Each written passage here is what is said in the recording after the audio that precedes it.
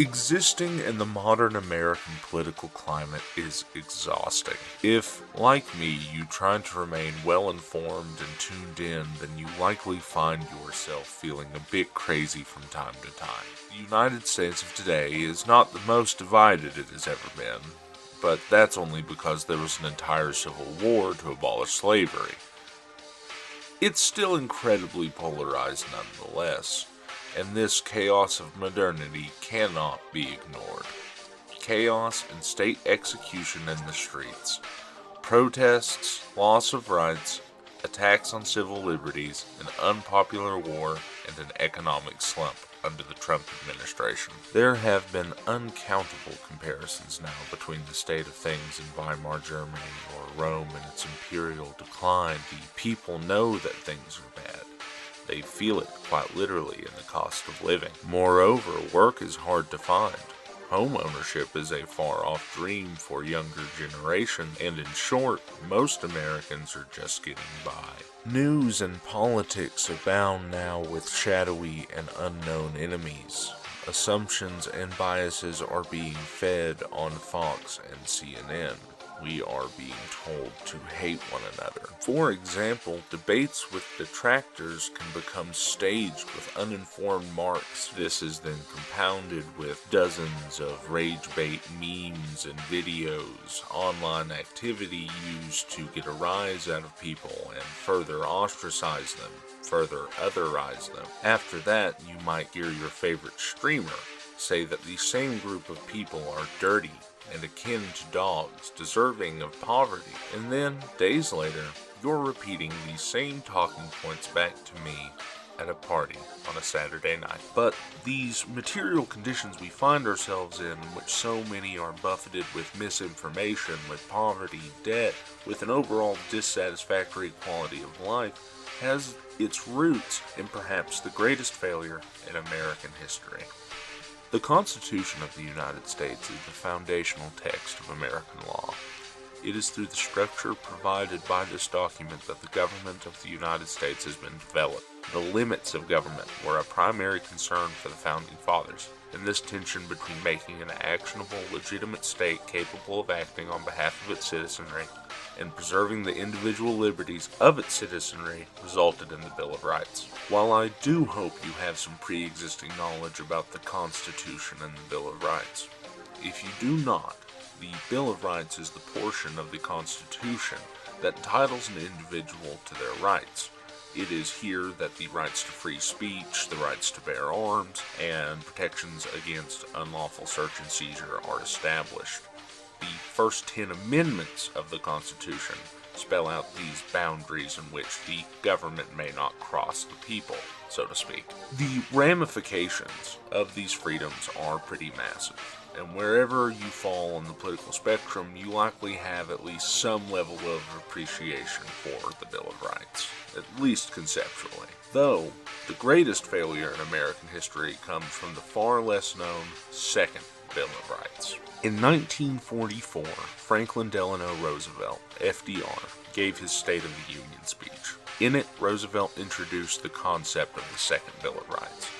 He challenged the nation and its government to pursue a strategy of winning a lasting peace for the American people, a future that would be free from the threats of war and fascism. This peace, he argued, required a new economic Bill of Rights for the people of the United States.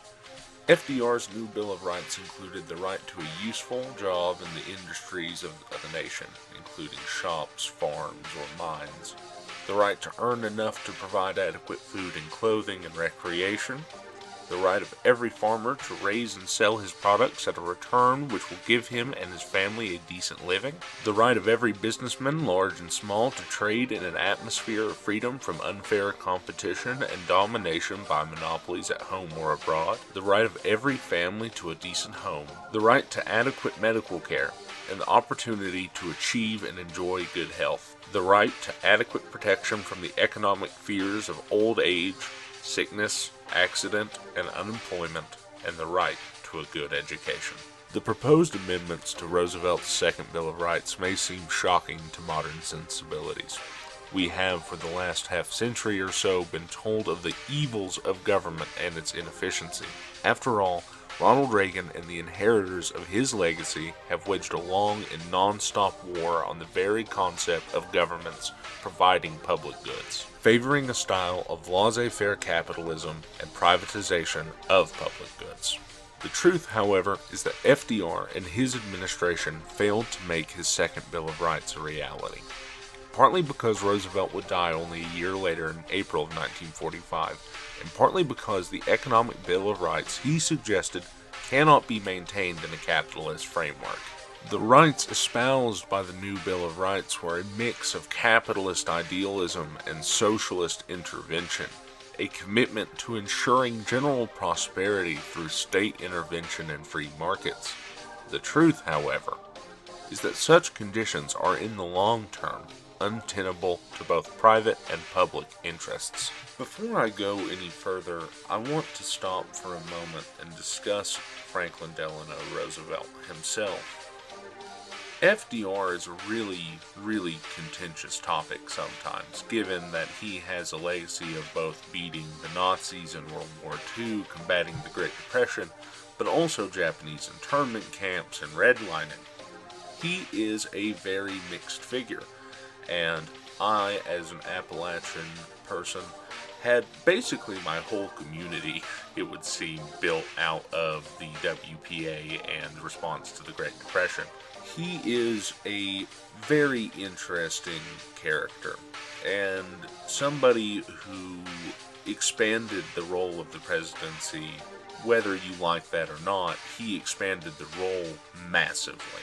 And in many ways, I appreciate and like FDR. I would say that FDR is probably amongst, if not my favorite presidents. That being said, the rest of this essay is pretty critical about his overall success. I think one of the most admirable things about FDR is his want to eliminate poverty, and his want to eliminate necessity, and his want to create a new reality for the American people after going through such an awful thing like the Great Depression. But he was ultimately unable to achieve that. And I think the weathering of the Great Depression and the New Deal and the defeat of the Nazis are amongst the greatest of FDR's achievements. But I think the Great Depression and the New Deal contain seeds for the broader failure of his second Bill of Rights. You see, to combat the Great Depression, FDR continuously co-opted the left. He adopted a strategy of recruiting radical leaders and their rhetoric while focusing on improving the material conditions of Americans. Where he would be accused of being too far to the left or being a socialist, he would defend himself as an unideological pragmatic, defending his own actions as a pragmatic response to the real, glaring needs of a changing society. Roosevelt would not be tied to one horse, so to speak. Despite this, the American labor movement, socialists, and communists all came to support FDR in the United Front period, and in his attempts to combat the Great Depression. One very cool thing to note is that the communists and the socialists of the time put a lot of the anti-segregation, anti-racism in FDR's rhetoric. Ultimately, FDR would not do a very good job of that, again calling attention to the Japanese internment camps, redlinings, and probably many other things that I am not well read on. And under FDR, things gradually got better. The Depression dragged through the 30s and into the 40s, and really only ended with World War II. Though the irony of FDR's adoption of his unique radical pragmatism is that he allied the socialist left to save capitalism from the brink of ruin. The fringe left carried on the American tradition of failing to establish a lasting third party, partly due to FDR's subsuming their radicalism, but also due to the constitutional system and post-war McCarthyism that targeted socialists. In a case of great historical irony, the Second Bill of Rights failed due to the limits of capitalism. The economic boom brought on by developing the military industry necessary to fight World War II and the following global consumer good demand that the U.S. was uniquely positioned to exploit created a robust and strong economy that did indeed benefit the people. The radical concessions FDR made ensured that at least for a time, this growth was somewhat comparable between the upper and working class, between the bourgeois and the proletarian, until again the economy slowed down under Carter. You see, there's a sort of internal flaw in the capitalist model. Every so often, a market failure of some severity or another occurs, and they tend to get worse as time goes on. Well, as the economy worsened, the United States government developed a new strategy to address this issue. A sort of military Keynesianism, in which military spending is used to shock markets back to life. This is also that military-industrial complex Eisenhower warned us about in his farewell address in the 60s. The Cold War, which began almost immediately once the treaties of World War II were signed, put American socialists and communists in the crosshairs of American leadership, intelligence agencies, and media. The Red Scare and Americanization of anti-communism and anti-socialism largely destroyed the movement. This, taken with FDR's co-opting of radical policies and the ever-present splits in the socialist movement, left leftist politics without a real movement of their own. So when the likes of Ronald Reagan's administration came to power and began to curtail the power of unions and increase the power of capital in the form of concessions to private interests, there was not a voice powerful enough to counter them. Moreover, Reagan and his people began a strategy of painting government activity as inherently ineffective and compared their radical free market adherence as a foil to that of the Soviet Union's communist system. The effects of this movement have been disastrous on nearly all fronts. Time after time, we have continually seen the economy collapse. And time after time we are fed the same gospel of austerity. We need to tighten our belts. In the laissez-faire style so espoused, despite the trickle-down lie they peddle, money tends to concentrate in the hands of the wealthy. And with wealth, the class of capitalists buys more influence through any number of possible avenues. This was the fundamental flaw, the chink in the armor of the new Bill of Rights. You see, wealth finds a way. It always finds a way. There is a natural compulsion for private interests to act in their own interest. That interest be creating profit for their shareholders. They do this through any number of ways, whether that be creating more revenue, reducing overhead, or by manipulating the market. When a private interest becomes threatened by legislation or regulation, there is a logical reaction for them to begin investing in political operations. The goal being to create politicians, people who can make policy decisions that are amenable to their desires. This is the beginning of a process explained by capture theory. Through any means that they can, private interests will set about trying to get politicians in their pocket. They do this through making donations or providing legal kickbacks, in some cases even illegal actions. It is simply cheaper for these companies to participate in this insidious process of infiltration than it is to eat the costs of unfavorable regulation or legislation. Rulemaking especially is a seductive power that no private interest has access to, given that it is a power solely reserved for the state and the legislature. So by investing in these ways, private interests seek to claim an ultimate edge in the private sector by capturing the public. I recall a rough example of this in the form of hair braiding. Certainly, any number of individuals can braid hair well. It is a skill given in many communities and learned amongst many families. But did you know that in some states, you cannot do so professionally with at least some amount of training or education?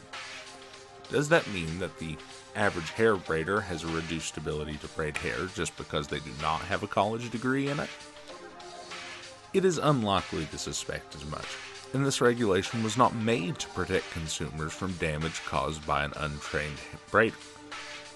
Instead, it was established to help the more powerfully organized interests of the cosmetics industry to maintain their share of the market. By requiring that training, it provides a barrier for new enterprises wishing to join the market.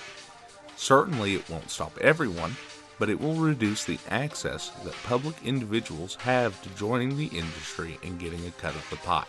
It was cheaper for the cosmetics industry to lobby and fund lawmakers to get this result than it would be to allow for an open market.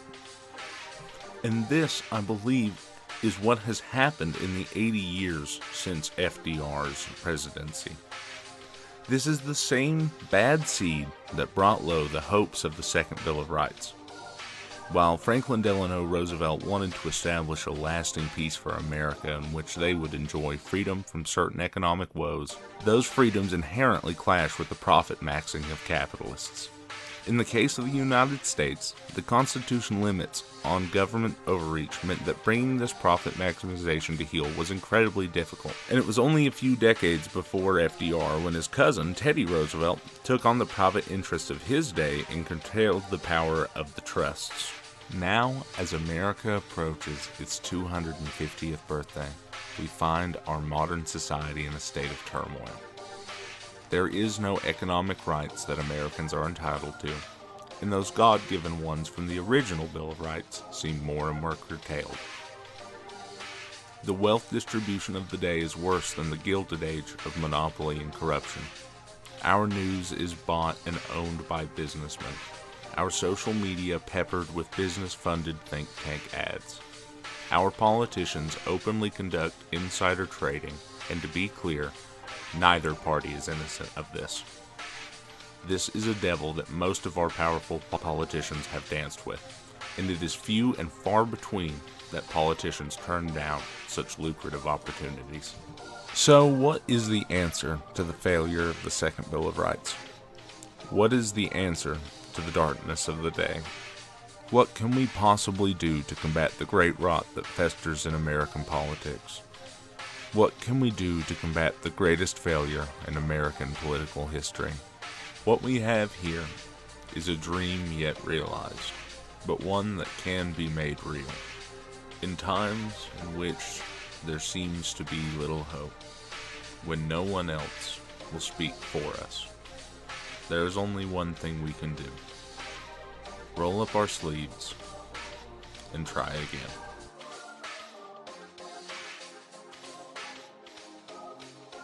Thank you for tuning in.